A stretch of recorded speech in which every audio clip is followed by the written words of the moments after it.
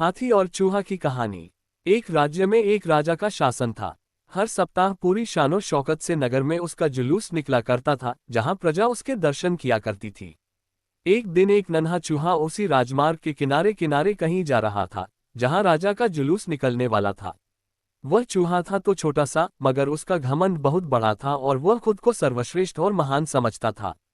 कुछ देर बाद राजमार्ग से राजा का भव्य जुलूस निकला, जिसे देखने लोगों की भीड़ लगने लगी। राजा अपने पूरे दल बल के साथ था। उसके सैनिक उसे घेरे हुए थे। कई मंत्री और अनुचर उसके पीछे थे।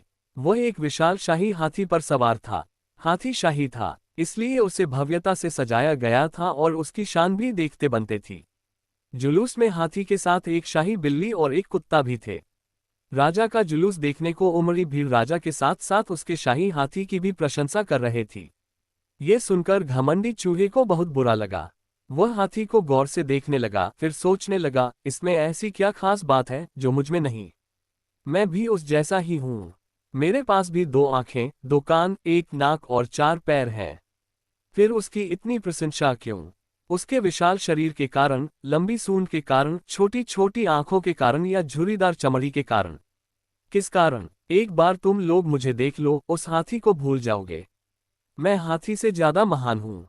चूहा ये सब सोच ही रहा था कि शाही बिल्ली की नजर उस पर पड़ गई और उसकी लार टपक गई। जुलूस छोड़ वह उसकी ओर लपकी। फिर क्या था? चूहा अपनी सारी महानता भूलकर दुम दबाकर भागा। भागते भागते वह हाथी के सामने आ गया। आगे बढ़ते हाथी ने उस पिद्दी से चूहे को देखा तक नहीं और अपना विशाल पैर उठा लिया। चूहा उसके पैर के नीचे कुचलने ही वाला था, मगर किसी तरह उसने खुद को बचाया।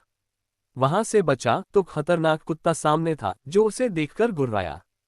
चूहा पूरी जान लगाकर वहां से भागा और राजमार्ग के किनारे स्थित एक छेद में घुस गया।